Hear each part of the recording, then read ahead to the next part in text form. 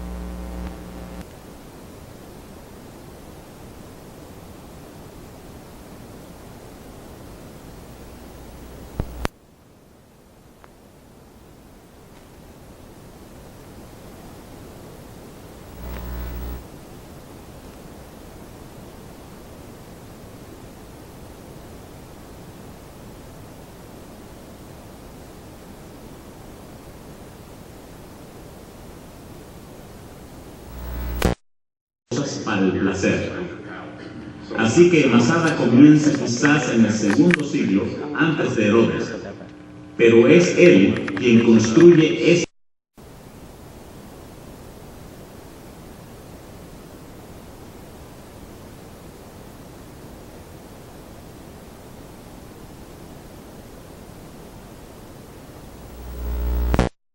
En los 70, cerca de 1000 israelitas escapan a esta ciudad, y veremos en el otro video todo lo que pasó el pueblo en este lugar.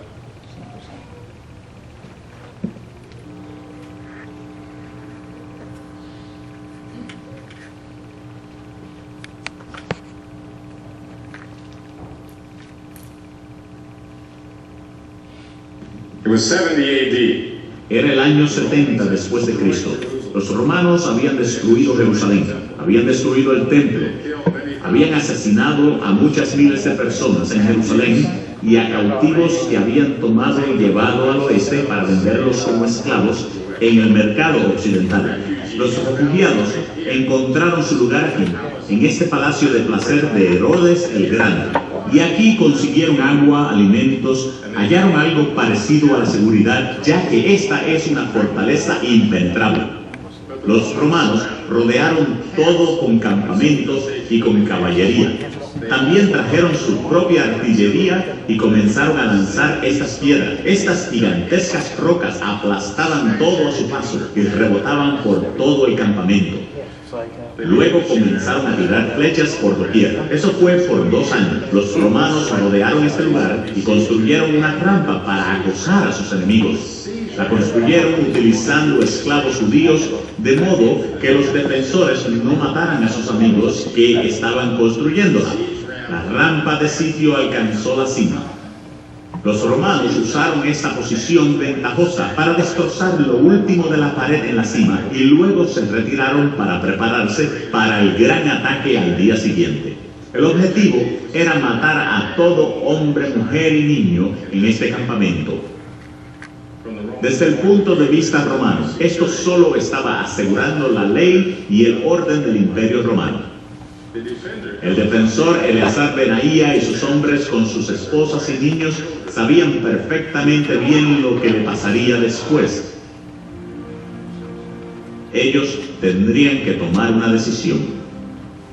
Decisión que este pueblo romano, que muchos teólogos llegan a la conclusión de que era uno de los cuernos. Recordemos que cuando veremos la visión de los cuernos, son 4 imperios que obligaron a lo que es el pueblo de Israel y tuvo un exilio, aunque otras naciones, otros imperios poderosos como el imperio greco-romano o greco-macedonio y después el imperio romano, oprimieron al pueblo de Dios. Veremos la conclusión a lo que lleva a esta nación, este poderoso imperio, al pueblo de Dios, por lo cual ellos pagarán por eso el sufrimiento del pueblo de Israel allí en Masada. Esto cerca de 1200 israelitas, hombres, mujeres y niños. Veremos la decisión a que llega el pueblo.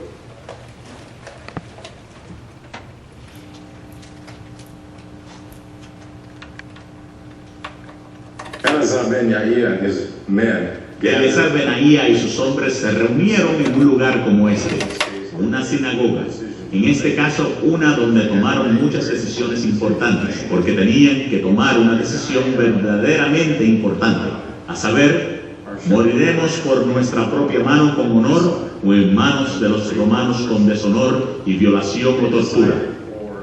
Y decidieron morir por su propia mano. Para eso, todo hombre fue comisionado a matar a su propia familia.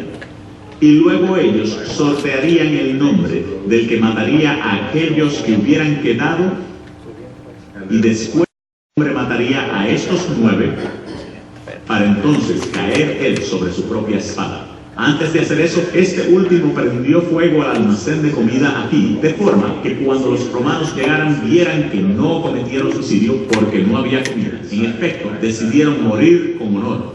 Así que cuando los romanos llegaron, ¿qué descubrieron?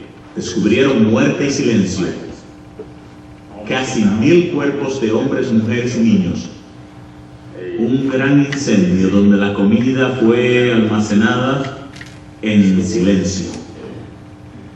Subsecuentemente a esos miles o más años después, los arqueólogos excavando este lugar hallaron miles de piezas que componía Asiria, reino del sur, que era Judá. En el 722 cae este reino del norte en manos de los asirios. En el 722, pero también invaden lo que es Judá y hubo un exilio, hubo un cautiverio también. Luego eventualmente en el 608, 609, Egipto también va contra Judá, el reino del sur, pero recordemos que 609, 608, pero tenemos que ir 1100 años hacia atrás, en el 1570 a.C., en Éxodo 2, dice que nuevas reglas del faraón hacen al israelita esclavo. O sea que esta nación, aunque fue esta opresión fuerte en el 608, 609, aún 1000 y pico de años atrás había oprimido mucho Egipto al pueblo de Dios. Eventualmente en el 638 están lo que son los, en el 606 entran lo que es los babilónicos hasta el 538. Esta opresión donde llevan cautivo inclusive el profeta Daniel, uno de los exiliados, inclusive este padre de Zacarías, Berequías y Ido fueron personas que fueron exiliadas, aunque creemos que Zacarías, siendo tan joven, tenía mucho menos de 70 años. O sea que él nació en el exilio y vino y escribió esta profecía aquí en el pueblo de Judá, en Israel. Y eventualmente, en el 536, que entra lo que es Medo-Persa, esta unión de los medios y los persas, tomando cautivos a muchos israelitas. Pero recordemos, hermano, que este pueblo, discutimos en una de las clases, lo que es Asiria, en cierta medida, si usted lee Segunda de Reyes 17, en cierta medida hubo cierta trato especial con el pueblo, porque ellos envían sacerdotes hacia Samaria para que le enseñen la palabra de Dios. O sea que en cierto sentido hubo cierta compasión. Inclusive el mismo pueblo medo-persa que envía a Zorobabel con esta comitiva de 49.897 hombres, con algunos recursos como madera para que pudieran levantar este templo. Pero aún así eran 4 cuernos. Estos 4 cuernos, discutimos que llegamos a este exégesis por la misma Biblia. Recordemos que la Biblia es su propio intérprete. Estos 4 te dicen aquellas naciones que dispersaron tiempo pasado para esta profecía, y hasta ese entonces eran las 4 naciones que habían doblegado, aunque eventualmente en el 322 llega este imperio greco-macedonio, los griegos, poderosísimos, Alejandro Magno, y eventualmente en el 172 los romanos, hasta la destrucción, hasta los años 70, que fue lo que vimos aquí en Masada. Son pueblos, hermanos, que no solamente estos 4 pueblos, sino todo durante toda la historia del pueblo de Dios y de la iglesia, todo aquel que está oprimido y no se arrepiente y viene a los pies de Cristo, tendrá su justa retribución en estos juicios. Y 4 carpinteros que el Señor levantaba para que un carpintero, un mismo pueblo, se convirtiera en carpintero de los Abalot. Eso lo vimos en la segunda clase, que por ejemplo Asiria, que fue el primer cuerno que se levanta Egipto como carpintero, derroca a Asiria, pero se levanta entonces como cuerno, y así sucesivamente. Son instrumentos que Dios usa. Por eso Habacuc no entendía cómo Jehová Dios podía usar a Babilonia para castigar a su pueblo. Si usted lee el libro de Habacuc, en 2:4 dice: pero Jehová, ¿cómo es posible que tú nos haga aflicción, nos castigue con Babilonia, con los impíos? Ahora dice: no, pero son instrumentos míos, pero lo de ellos vendrá a su momento. Así que Dios usa, hermano, porque Él es soberano. Usa como Él quiere, porque Él es soberano. Así que discutimos básicamente esa visión, que eran estos 4 carpinteros. La tercera visión, la visión del agrimensor con el cordel de medir, discutimos que eran ciertas medidas que iba a tomar la ciudad. Para ese entonces hubo un cumplimiento, porque la ciudad se levantó, hubo cierto desarrollo, cierta prosperidad, pero no podemos decir que es la visión escatológica, porque dice esa visión que sin murallas será construida Jerusalén. Está apuntando hacia el milenio, el justo gobierno de Jesucristo sobre la tierra, porque esta muralla se levantó en el 515 con Nehemías. O sea que esta construcción, esta visión cercana, hubo un levantamiento de lo que fue la muralla. Por tanto, podemos llegar a la conclusión de que hubo un cumplimiento inmediato, pero se está esperando sobre la Jerusalén sin murallas, porque dice en esa visión que Jehová Dios mismo será su muro y su antemuro. O sea, que va a ser la protección divina de la misma presencia del Señor allí en Jerusalén. No habrá necesidad de muralla. Dice que ellos vivirán en tranquilidad y en paz, porque allí está su Señor vigilando de su pueblo, hermano. Para ese entonces nosotros como iglesia estaremos viendo estos cumplimientos desde el cielo. Veremos estos cumplimientos, hermano, desde el cielo de nuestro Señor Jesucristo, su promesa. Cuarta visión, Josué y el acusador, que no es otro que el mismo Satanás. El Señor lo reprenda. Vemos allí que Josué se presenta delante del ángel de Jehová con sus vestiduras viles, no solamente representando su propio pecado, sino el pecado del pueblo. No solamente su pecado individual, sino que está representando los pecados del pueblo. Y allí se le quitaron esas vestiduras viles. Lo que está hablando es la redención, la limpieza por la sangre de Jesucristo de nuestros pecados, y vestido con ropas nuevas, hermanos. Pablo dice: andamos en novedad de vida, en vida nueva. Todas las cosas anteriores pasaron. He aquí algunas. Todas son hechas nuevas en Cristo Jesús. Todas las cosas son hechas nuevas, hermanos. Estamos caminando en novedad. Eso es representativo, lo que se hizo allí con el sacerdote Josué, para que él pudiera oficializar lo que es el sacrificio en el templo, pudiera llevar lo que era la comunión en el templo del pueblo de Dios. Una trilogía que vemos aquí, hermano, que habla aquí de lo que es el renuevo, que no es otro que el mismo Señor Jesucristo, que vendría, que nacería, Dios mismo encarnado, del linaje de David en cuanto a carne, hijo de Dios en cuanto a deidad.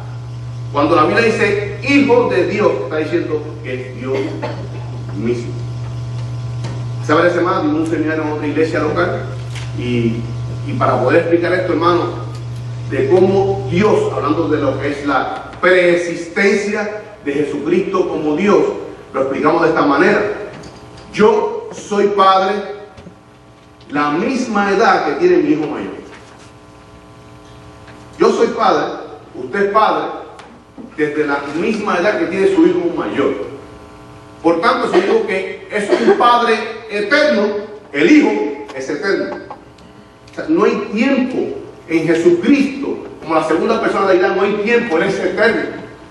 Cuando la Biblia dice hijo de Dios, está diciendo Dios mismo, que Él es Dios, lo que es la deidad. Y ese es el renuevo que habla aquí en esta visión. También dice mi siervo. Mi siervo, Jesucristo venía, recordemos, como siervo de Dios Padre. Tuvo que encarnarse. Nosotros leímos aquí lo que es Hebreos 10:5, que habla de que su oreja sería perforada como esclavo, como siervo de Dios Padre. En cuanto a la deidad, Dios Hijo, Dios Padre, Dios Espíritu Santo, hermano, bíblicamente ninguno manda a nadie. Ninguno es más grande que el otro. Son iguales en potencia, eternidad, dignidad y santidad. Pero el Hijo, Dios Hijo, para poder obedecer al Padre, dijo: prepárame cuerpo para venir a ser siervo tuyo. Jesucristo, hermano, tenemos que tener bien claro: Jesucristo, Jesús, hombre que caminó por los caminos polvorientos de Galilea, era Dios mismo. Nunca dejó de ser Dios. Nunca dejó de ser Dios. Filipenses capítulo 2, 5 al 11, habla lo que es el estado de humillación, pero no de posición del ser divino. No hubo una deposición, hubo una humillación para él servir a Dios Padre, hermano. ¿Por qué? Por amor a nosotros, para poder nosotros tener redención, salvación, justificación y la vida eterna a través de su resurrección. Por eso habla de ahí mi siervo. Pero también hay otra frase que dice la piedra, hablando como Jesucristo, el templo de Dios en la humanidad. Ese Jesús que caminaba por los caminos polvorientos de Galilea de Jerusalén era el templo de Dios mismo. Era Dios mismo. Y hoy día nosotros somos constituidos templo del Santo Espíritu de Dios. Otra frase que vimos en esa visión era los 7 ojos. Los 7 ojos, hermanos, representan la omnisciencia, la perfecta visión de Dios, sobre todo, hermanos, sobre su pueblo. Dios está pendiente de su pueblo Israel, pero también nosotros como iglesia primeramente en cuanto a lo espiritual, cumpliendo todas las necesidades. También hay una frase muy importante que yo quiero discutir, hermano. Zacarías 3:9, en esta misma visión, dice: y quitaré el pecado de la tierra en un día. Había una promesa para el pueblo de Israel de que el pecado sería quitado en un día, hermano. ¿Qué día fue ese? El día que murió. El día de la crucifixión de nuestro Señor Jesucristo. Él está muriendo, hermano, por todo el mundo. Y el pueblo de Israel, hoy día, los judíos israelitas, que son parte de la iglesia, ya no son judíos, son parte de la iglesia, y ellos se van en el rapto. Pero aquellos judíos que hasta el día de hoy están renegando de Jesucristo, no creen que Él es el Mesías que era, inclusive, más aún no creen que Él es Dios. Él es Dios. Los méritos de Cristo son aplicados hasta que ellos vengan a los pies de Cristo. Cuando nosotros venimos como pecadores a los pies de Cristo, los méritos de Cristo son aplicados a cada uno de nosotros, y ese sacrificio de la cruz del Calvario un día, entonces tiene eficacia en cada uno de nosotros. Por tanto, hermano, hasta que la persona no venga a Cristo Jesús, que venga a Él, postrado delante de Él para recibirlo como su exclusivo Salvador y único camino hacia Dios, no alcanza salvación. Siempre digo, Dios no tiene nietos, Dios tiene hijos. Procuremos que nuestros hijos caminen en los caminos del Señor y caminen en santidad. Porque como usted le sirve al Señor, si su hijo no le sirve, lamentablemente se perderá. Dios tiene solamente hijos. Por tanto, la persona cuando viene a los pies de Cristo son aplicados los méritos de la cruz del Calvario. Tengo aquí un video sobre lo que es la crucifixión de nuestro Señor Jesucristo, para que veamos todo referente a ese día que está hablando aquí Zacarías. Golgotha is a place name. El Gólgota es un lugar mencionado en hebreo y en arameo. La terminación ta nos dice que es originalmente arameo. Se usa en las escrituras y se nos explica que es el lugar en forma de calavera. Los romanos necesitaban que estuviera fuera de la ciudad y en un camino principal al que los transeúntes fueran y vieran la ejecución, porque la idea es desalentar a los criminales indirectamente. Así que usted puede ver sobre mis hombros algo bastante parecido al Gólgota, el lugar que luce como una calavera y que está fuera de la ciudad en un camino principal. Sabemos que en Roma crucificaron una vez a 6.000 personas como parte de una celebración triunfal en uno de los caminos que sale de la ciudad. Pero eso le da una idea de cuán difundido era eso y de por qué quizás cientos de miles de personas fueron crucificadas en un periodo de 800 años. Las crucifixiones se hacían por todo el mundo antiguo, Europa, norte de África, Asia Occidental, Gran Bretaña. No solo se crucificaban hombres, sino mujeres y hasta perros. Había un tipo de castigo que era preferido generalmente para los esclavos, gente que era responsable de ciertos delitos contra el gobierno. Cuando alguien es crucificado pasa por una agonía enorme. Por un lado, el condenado no puede respirar, su circulación falla, su cuerpo produce cantidad de sudor. Es una muerte muy agonizante para cualquiera que la sufra. Cuando veo el arte cristiano siento que este luce como si Jesús estuviera ahí en el aire, a unos 3 o 4 metros. No creo que esa haya sido la situación, pero creo que había estado más cerca del suelo. Una de las razones por las que creo que eso es verdad es que sabemos que muchos individuos fueron dejados en la cruz y que, por ejemplo, los encargados de despedazar los cuerpos eran los perros, hienas y otros depredadores. Así es que si hubiera estado alto, habría sido muy pero muy difícil. Usted sabe darse cuenta de que no había solo un tipo de cruz, ni que era solo una forma de crucificar. Lo primero que tenemos aquí es un árbol con sus raíces y sus brazos irradiando hacia afuera, y lo que habría pasado es que el individuo después de su juicio habría sido traído aquí. Los brazos habrían sido clavados o de otra forma simplemente habría sido atado a la cruz. El segundo tipo que tenemos aquí es el que creo que habría sido utilizado en lugares públicos de ejecución. Esto es algo que se traían. No es tan alto. Y lo que habría sucedido es que el individuo, después del juicio, debe de ser golpeado. Habría tenido que cargar el madero para luego ser clavado a la cruz o atado a ella, y entonces lo levantaban para mantenerlo suspendido de esa manera. Ahora esta es una invención romana llamada celículo, y uno de los problemas con eso es exhalar en la cruz. Usted puede inhalar, pero es muy difícil exhalar. Así que lo que sucede es que los romanos habrían colocado este asiento aquí para que uno pudiera usar los brazos y piernas para alarse y sentarse. Usted puede sentarse allí por unos pocos segundos, y lo que sucede es que se resbala de nuevo. Una vez que se resbalaba, todo el proceso comenzaba de nuevo. El dolor y la agonía simplemente se prolongaban. He aquí un tercer tipo. Nótese que no hay la parte de la cruz. Si usted quita este sedículo y toma a un individuo, un hombre joven, y coloca sus manos o las ata o las clava por encima de su cabeza, así el cuerpo queda colgando. Si sus piernas están libres, él puede impulsarse hacia arriba máximo 1 hora. Si sus pies están clavados o atados de alguna manera y no puede moverse, muere de 4 a 10 minutos, así de rápido. Sabemos que a pesar de que tanta gente fue crucificada, solo hay una evidencia, un pedazo de evidencia encontrado una vez en el mundo. Yo la vi en Jerusalén en 1968. Lo que tenemos aquí es lo que se llama calcáneo, el hueso del talón derecho de un individuo que fue crucificado hace 2000 años atrás. Lo que sucedió es que el clavo se salió otra vez del talón, entró al talón, se salió y quedó dentro del árbol. Hasta sabemos que hay un poco de madera aquí. Lo podemos ver si miramos bien. Esta era madera de oliva, y esta madera funcionaba como ajustadora para prevenir que el individuo se sacudiera hasta liberarse. Es interesante notar que no solo en las enseñanzas de Pedro y Juan en el templo, ellos hablaban de crucificado en un árbol, pero en Colosenses capítulo 3, versículo 13, Pablo dice, crucificar en nuestro árbol. Para los judíos, la muerte más ignominiosa e imaginable era ser dejado colgado de un madero fuera de los muros de la ciudad.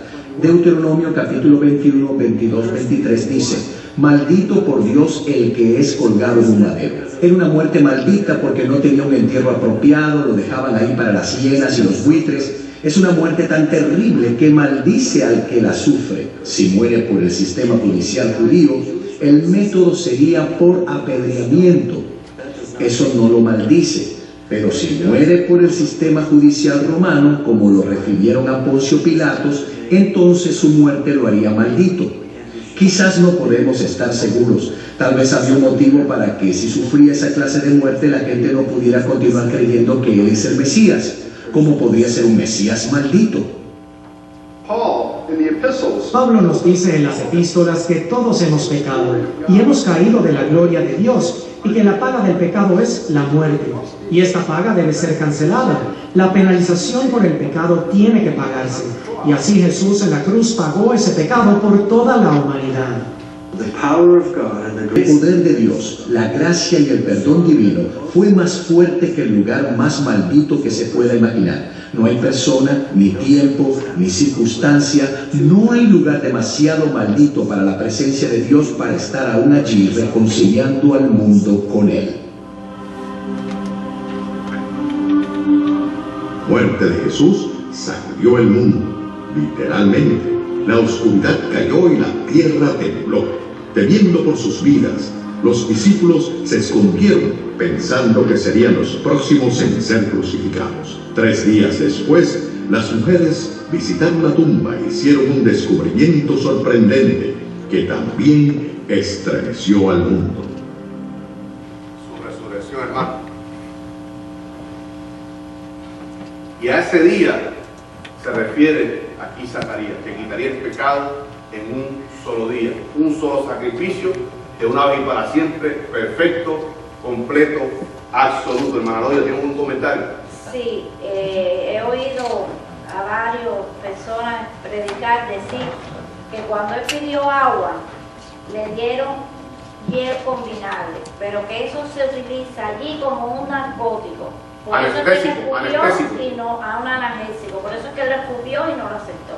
Porque si Jesús, esa hierba amarga, era un anestésico que evitaba el dolor. Si Jesús tomara, por eso hay un mensaje que es la copa que rechazó tomar Jesús. Si él tomaba ese anestésico, ese calmante, el sacrificio no sería perfecto. Hermano, yo lo que hubo fue puro dolor por el amor de cada uno de nosotros. Jesucristo muriendo para reconciliarse consigo mismo, porque Él era Dios, Algo muy importante, hermano. Dios muere. Pregunto, ¿Dios muere? No. Dios no puede morir. Dios es eterno. Pero tenemos que decir que quien murió en la cruz del Calvario fue Dios. En carne. Porque Pedro dice en Hechos 15, ustedes mataron al autor de la vida, que es Dios. Dios mismo muriendo por nosotros en cuanto a humanidad. Discutimos esa vida eterna, ese precio perfecto, era el único precio que podía ser pagado por nosotros, hermanos. ¿Sabe por qué? La paga del pecado, muerte. Usted paga con su muerte, pero no tiene la vida eterna. No tiene la vida eterna. Por tanto, la vida de eterno valor de Jesucristo, que era Dios mismo, pagó para que nosotros, siendo limitados, tuviéramos, participáramos, no solamente de la vida eterna, hermano, de la naturaleza divina de Dios. Hermano, esto es algo tan tremendo. Por eso que no hay victoria en muchas iglesias, porque se ha quitado la predicación de la cruz de los púlpitos. Y tenemos que estar, hermano, mirando la cruz del Calvario. Él no está allí, recordando el sacrificio que hizo por cada uno de nosotros. Enrique Turral, un español, misionero bautista en España, mandando un reporte a lo que es el comité central de la Iglesia Asamblea de Hermanos de Inglaterra. Hermano, yo leo esto, a mí me estremece el corazón.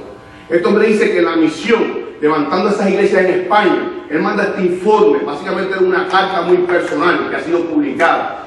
Dice, en nuestra misión, en nuestra iglesia, hablando de los hombres, hermano, había mujeres también allí, pero hablando de los hombres para que usted vea, dice, se compone de pescadores, agricultores, herreros, marineros, pero decía, que lloran ante la predicación de la cruz. Y la iglesia ha dejado de llorar, hermano.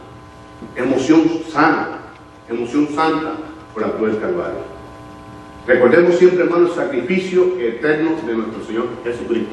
Hoy día Jesucristo mora en el pináculo más alto de la gloria de Dios, a la diestra de Dios Padre. Y cuando Él venga por su iglesia, hermano, veremos sus marcas. Para que recordemos ese sacrificio eterno que Él hizo por cada uno de nosotros. Y a ese día que se refiere Zacarías, que un día Él quitaría el pecado del mundo, hermano. Muchos judíos murieron esperando ese día. Recordemos que hemos venido discutiendo que la Biblia hay muchos tipos. Ellos ponían la fe en ese tipo que era representativo, era una imagen, una impresión del antitipo que venía, que era Jesucristo. Murieron, hermanos, Hebreos 11, murieron viéndolo de lejos, pero esperanzados y creyendo que Él venía. Y Él viene por ellos, y esas personas serán resucitadas para participar de la vida eterna con nuestro Señor Jesucristo. Eso se refiere en un día, hermanos. Si no nos da tiempo de discutir todo lo que tenemos hoy, lo seguimos el próximo domingo, porque no queremos, ¿verdad?, pasar algunos videos muy importantes. Hay otra visión que terminaremos con esta hoy, lo que es el candelero de oro. Tenemos 7-8 minutos para tratar de ver estos 4 videos.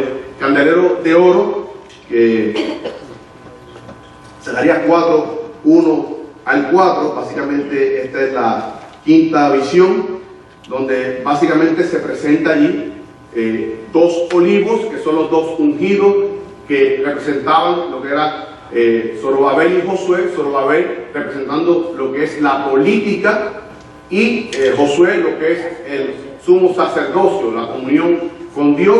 Esto básicamente, estas 2 personas son un tipo de lo que venía a ser Jesucristo.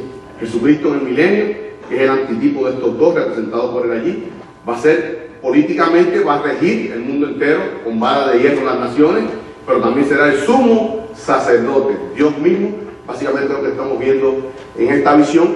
Y también discutimos que estos 2 olivos suministraban el aceite que mantenía este candelabro encendido. Las 7 lámparas, que se componían cada una de 7 luces, por tanto eran 49, 7 por 7, 49, la multiplicidad, la omnisvisión, omnipresencia, omnisciencia de Dios en todo el mundo. El hermano está pendiente a todo, Él todo lo ve. Nada quedará oculto a los ojos de Jehová. Básicamente, eso es lo que se representaba. Muy importante aquí, hermano, Discutimos en una de las clases que este aceite, estas olivas eran machacadas cada día para alistarse temprano en la mañana para que ese candelabro se mantuviera encendido. Lo extraordinario de esta visión, hermano, que será suministrada por 2 olivos, un flujo constante, una bendición constante que venía de Dios. Hermano, sobre lo que es el milenio, habrá una prosperidad experimentada como nunca, así como la grande tribulación será un periodo experimentado nunca en la vida humana. Así también el milenio, hermano, donde el cachorro jugará con los niños jugarán con la serpiente, el león con el cachorro, habrá paz, prosperidad en ese milenio, porque Jesucristo estará reinando sobre Sion, sobre todo el mundo. Y ellos esperan estas tremendas bendiciones, pero algo muy importante, hermano, para que hagamos este video, sobre lo que es la prensa del olivo, cómo ellos tenían que diariamente, básicamente, machacar, moler lo que era las olivas diariamente para poder enlistarla a lo que era el candelabro, aunque también el aceite se usaba para otros propósitos. Pero aquí vamos a ver, dando aquí el video, para ver lo que es la prensa de aceite, donde se pensaba el trabajo que esto conllevaba, porque este aceite que se usaba para el candelabro era aceite de primera, lo que nosotros llamamos aceite extra virgen. Estoy viendo aquí el prensa de oliva. Pero en esta visión, ese aceite iba a ser suministrado por el mismo Señor, que él mismo iba a suplir el candelabro, hablando, hermano, sobre lo que es el pueblo de Israel.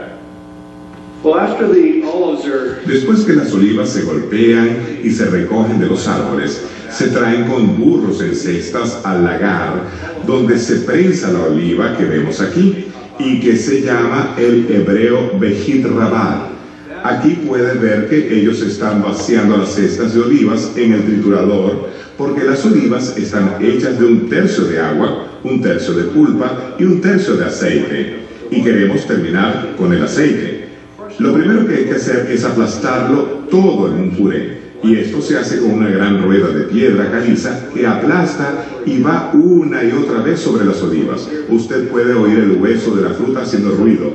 Esto se calienta y ellos le colocan agua y terminan con un poquito de más al final, que colocan sobre varias cestas de dátiles y las llevan sobre la prensa de olivas, amontonándolas en el piso mismo para aplastarlas. Es allí, con la ayuda de algunos pesos pesados, que usted presiona hacia abajo sobre la parte superior de estas cestas y que el aceite de oliva termina saliendo por un lado, escurriéndose por un lado de las cestas. Lo que sale de allí es lo más preciado del aceite de oliva. Esta presión del aceite de oliva virgen se utilizaba en realidad para cosas como la unción y para sacrificios en el templo. Con el segundo peso encima, usted obtiene otro producto del aceite de oliva que puede emplearse para los corderos, hasta cierto punto para cocinar y otros usos. El lugar donde presionaban el aceite de oliva, Getsemaní, algo similar a lo que sucedió al Hijo de Dios, que pasó por un tiempo de agitación y sufrimiento. Y luego, de la misma manera que el preciado aceite fluye sobre las cestas, vemos aquí a Jesús, completamente rendido al Padre, presionado, como fluyendo sangre a través de los poros de su frente, mientras se ofrece al Padre. Ahora veamos cómo construían. Vimos aquí que cada noche, cada tarde se sacaba este aceite de oliva extra virgen de primera para ser dispuesto cada mañana para el candelabro. ¿Qué está trayendo con esta visión Jehová Dios?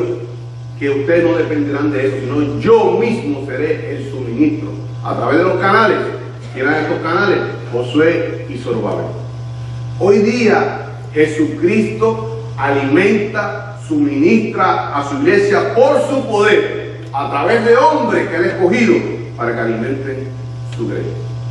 Hoy día nuestro pastor es un instrumento, puede decir un olivo, un árbol de olivo, al cual Dios le suministra a Él para que Él a su vez alimente a las ovejas, representativos a los pastores, ministros que Dios ha escogido para alimentar a la grey. Provisión que viene a ellos a través del mismo Señor Jesucristo, impartido a nosotros No quiere decir que Jesucristo, el Espíritu Santo, more en cada uno de nosotros y que podemos recibir bendición y podemos recibir la iluminación, pero Dios los ha escogido a ellos, dice Hechos 17, y los ha puesto en un lugar para que sirvan a la grey, instruyan a la grey, preparen a la grey para el encuentro con Jesucristo. Pero ese ministerio, hermano, es efectivo, se lleva a cabo cuando es bajo el poder, la dirección del Santo Espíritu de Dios. Siempre digo, oremos por nuestro pastor, hermano. No estoy hablando.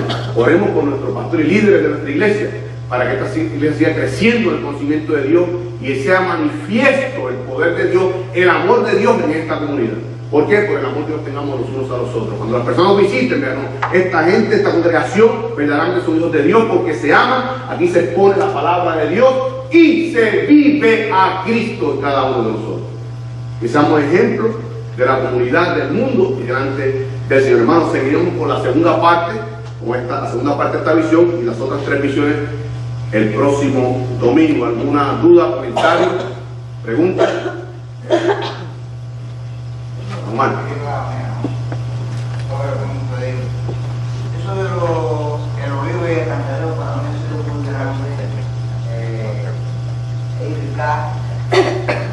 Cuando veo que ese mismo proceso se ve ahí, al recibirlo a mi Señor Jesucristo, cuando oí el mensaje, no fue por los romanos, sino por los romanos que son escogidos por Dios. Al ver este candelero, el olivo que yo tengo es este en una mano. Es el aceite que yo tengo en la mano. Me rindo a Dios y a través del Espíritu Santo recibo la unción de Dios por medio de aquel que cogió que es nuestro pastor. ¿Entiendes? Recibo el aceite espiritual.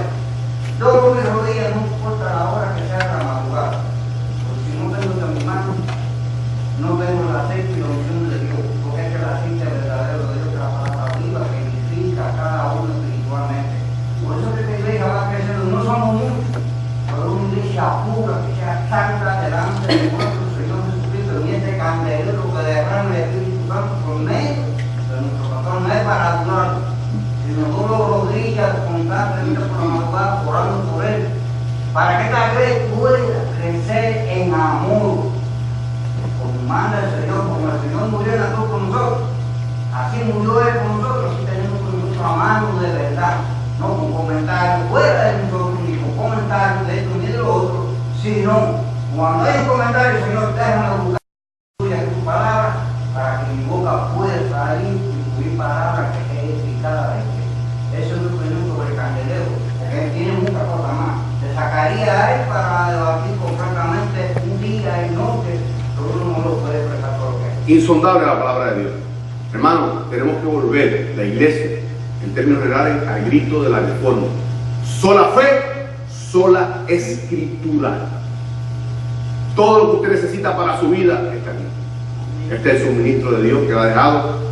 Lo perfecto, cabrón. Cuando venga lo perfecto, lo tenemos ya en nuestras manos, que es la palabra. No necesitamos profecía, revelación nueva, nada. Todo está escrito aquí en sus sagradas escrituras. Hermano, rapidito, que ya nos vamos. Monte de los Olivos. Monte de los Olivos. Es básicamente el mismo monte. Discutiremos en la última visión de los carros. Monte Moriah, que es lo que es el monte donde se le construyó el templo de Salomón, que es el Sión, Monte Sión, Moriah. Hermanos, nos ponemos de pie para seguir con nuestro culto al Señor y los esperamos el próximo domingo. Vean preguntas y comentarios para discutir esta visión que la tenemos ya a mitad y en las otras últimas 3 visiones. Oremos. Amantísimo Dios y Padre Celestial, venimos delante de tu presencia en acciones de gracias por tu amor, por tu infinita misericordia, por el perdón de nuestros pecados y por ese regalo, Padre, inmerecido de la vida eterna junto a ti, Señor. Gracias por este día, gracias porque tú has permitido, Padre, que estemos aquí reunidos en coinonía, en comunión contigo, pero también los unos con los otros, Padre Santo y Padre de la Gloria.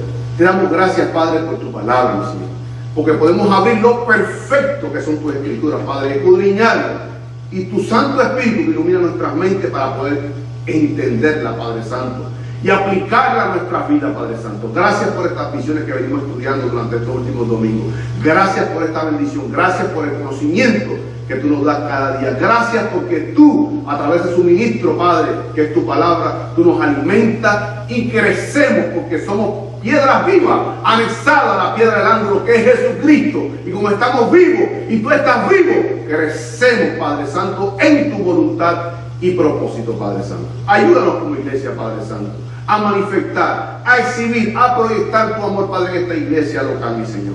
Ayúdanos a amarnos unos a los otros, Padre Santo. Que no solamente prediquemos a Cristo, que conozcamos de Cristo, sino ayúdanos a que te vivamos a ti, Cristo, en nuestras vidas, mi Señor. Gracias por este día, Padre Santo. De antemano te damos las gracias por la palabra que tú traes a través de tu siervo, tu atalaya, tu vocero, nuestro pastor Azael González, mi Señor. Que sea palabra que quebrante nuestra alma, Padre. Que nos ayude a entender, Padre Santo, que tenemos que caminar en santidad, Padre Santo. Y ayúdanos a tener la humildad necesaria, Padre, para aplicar lo que corresponde a cada uno de nosotros y hagamos los cambios necesarios, Padre Santo. Cambios que te agraden a ti, mi Señor. Gracias, toma el control. Sigue con el control del culto, mi Señor. Alabanzas, Padre, que serán rendidas a ti. Frutos de labios que honran y bendicen y confiesan tu nombre, mi Señor. Bendice a cada hombre, a cada niño, cada hombre, cada joven, cada mujer de este local, de esta iglesia local, Padre Santo, pero también de tu iglesia universal, que en este día, como nosotros, han apartado, separado este día para ti, Padre Santo. Y Padre, que están reunidos en cada iglesia local alrededor del mundo, Padre, en esta noche. Te damos gracias, Padre Santo. Prepáranos para lo que tú tienes con nosotros. Prepáranos para ese encuentro contigo, Jesucristo, Padre Santo. Que sea esta misma noche que tú vengas por tu iglesia, mi Señor. Gracias te damos, Padre Santo. Y pedimos todas estas cosas, creyendo en el poderoso nombre de tu Hijo, eterno y amado, nombre sobre todo nombre, Jesucristo, nuestro Señor. Amén.